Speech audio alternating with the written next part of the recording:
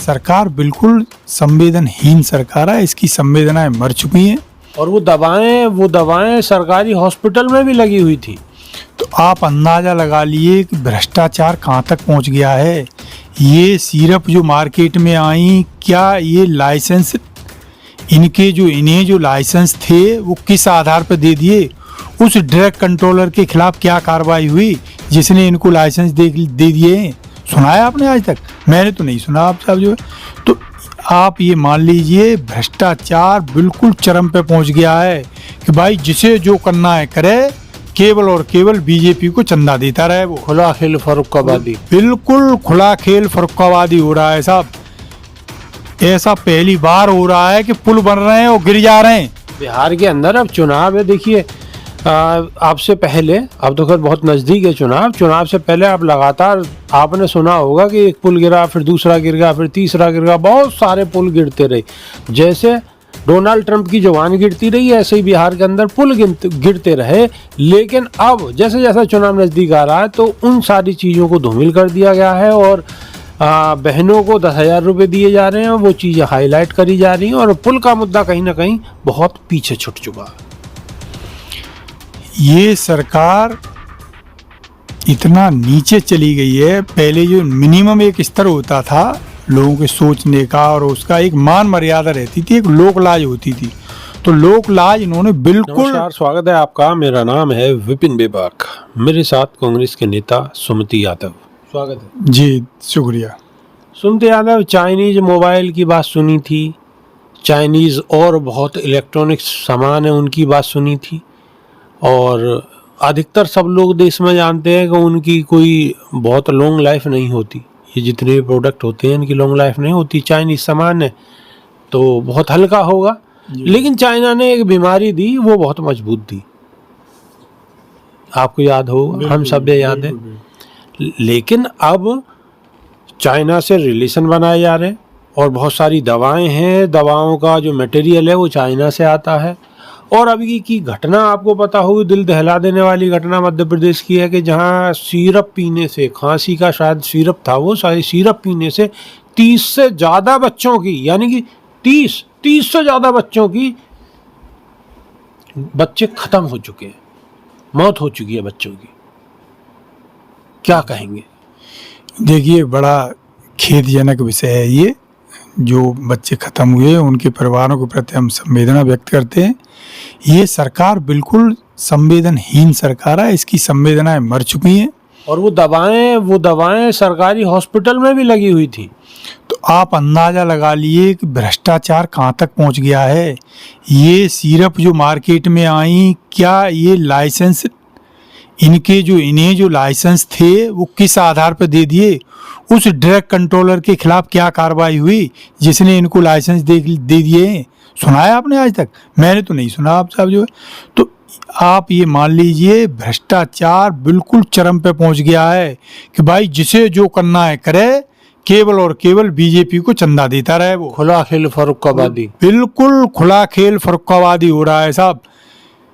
ऐसा पहली बार हो रहा है कि पुल बन रहे हैं और गिर जा रहे हैं। बिहार के अंदर अब चुनाव है। देखिए आपसे पहले, अब तो खैर बहुत नज़दीक है चुनाव से पहले आप लगातार आपने सुना होगा कि एक पुल गिरा, फिर दूसरा गिर गया, फिर तीसरा गिर गया, बहुत सारे पुल गिरते रहे। जैसे डोनाल्ड ट्रंप की जुबान गिरती रही, ऐसे ही बिहार के अंदर पुल गिरते रहे। लेकिन अब जैसे जैसे चुनाव नज़दीक आ रहा है तो उन सारी चीज़ों को धूमिल कर दिया गया है और बहनों को 10,000 रुपये दिए जा रहे हैं। वो चीज़ें हाईलाइट करी जा रही हैं और पुल का मुद्दा कहीं ना कहीं बहुत पीछे छूट चुका है।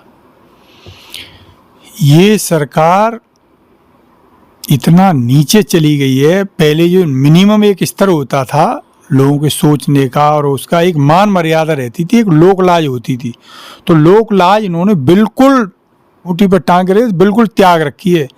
आज आप देखिए इतना संवेदनशील मामला है कि जो कल का हमारा भविष्य है, इतनी शर्म की बात है, शर्म से मर जाने की बात है। लेकिन मजाल क्या है जो बीजेपी का कोई आदमी इस पे कुछ बोल रहा हो। छोटे बच्चे दवाओं की वजह से ख़त्म हो रहे हैं, बड़े जो हो गए हैं, जो पढ़ाई कर चुके हैं, उन्हें नौकरी नहीं मिल पा रही, वो आंदोलन में लगे हुए हैं। किसान खाद की लाइन में लगे हुए हैं, और फिर भी सरकार कहती है कि सब कुछ चंगासी। कुछ चंगासी नहीं है साहब। जो है जो मिनिमम स्तर होता है ना, जो है वो चिकित्सा में मिनिमम स्तर भी इन्होंने अलग उठा के रख दिया है। जब बच्चे जो है पैदा होते हैं, पैदा होते ही बेचारे वो तो कुछ कह भी नहीं सकते, बेजुबान हैं साहब जो है। तो ये परिवार की नैतिक जिम्मेवारी होती है, उसके बाद सरकार की होती है कि उनका भविष्य, वो देश का भविष्य होते हैं। तो ये देश का भविष्य कैसे जो उज्जवल हो, इसके लिए सरकार बहुत योजनाएं बनाती है। लेकिन साहब आप देखिए, बच्चे हॉस्पिटल में मर रहे हैं और कुछ बच भी जा रहे हैं तो उनको जो है शिक्षा नहीं मिल रही है। आज प्राइमरी स्कूल बंद करे जा रहे हैं, और जो ये कहीं से कुछ पढ़ भी ले रहे हैं तो उनके लिए कोई रोजगार नहीं है। फिर आप आ जाइए साहब गांव में, हमारे यहाँ इस टाइम आलू बोए जा रहे हैं, खाद नहीं मिल रही है साहब लोगों को, किसान को ये खाद नहीं दे पा रहे हैं। और एक और बात देखिए आप, जो है देश की सीमाएं सुरक्षित नहीं है। कुछ लोग ये कहते थे ना, भ्रम फैलाते थे कि देश मजबूत हाथों में। बिल्कुल साहब ये गफलत से गृह निकल जाइए आप। मंत्री तो स्पष्ट तौर गृहमंत्री पे जी नहीं, प्रधानमंत्री जी भी स्पष्ट कह चुके हैं कि ये घुसपैठिए आ रहे हैं, आपके हक ले रहे हैं। अरे साहब, ये घुसपैठिए देश में ना आए, इसीलिए तो देश के लोगों ने आपको चुन रखा है। ये घुसपैठिए आ रहे हैं, इसका मतलब आप फेल हो गए हो, आपके गृह मंत्री फेल हो गए जो 6 साल से बैठे हैं।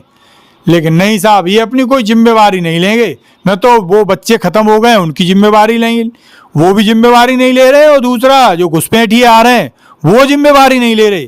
फिर साहब आपकी जिम्मेवारी क्या है? उधर चले जाइए, चाइना, ये चाइना करने लगे हैं, कुछ प्यार की पींगे बढ़ा रहे हैं चाइना के साथ। उसी चाइना ने लद्दाख में हमारा कुछ बहुत बड़ा क्षेत्र घेर रखा है। तो जो ये आवाज़ उठा रहा था उसको भी इन्होंने जेल में डाल रखा है। तो ये सरकार जनता की बिल्कुल सुन नहीं रही है, बिल्कुल खुलेआम जो हक हकूक़ की बात करता है उसको ये रौन देती है। तो बिल्कुल तानाशाही पे उतर आए हैं ये। आगे आगे आप देखते रहिए, मुझे उस चीज़ का, उस दिन का इंतजार है कि लोग इनको जो है ये जिस स्पीड से आए थे उससे दूनी स्पीड से इन्हें वापस गुजरात भेजें। जिस स्पीड से आए थे उससे दुगनी स्पीड से वापस जाने की तैयारी है। जनता कर रही है या नहीं कर रही, कमेंट के माध्यम से आप अपनी भी राय अवश्य रखें। अभी के लिए सिर्फ इतना ही। बहुत बहुत शुक्रिया जी, धन्यवाद। नमस्कार।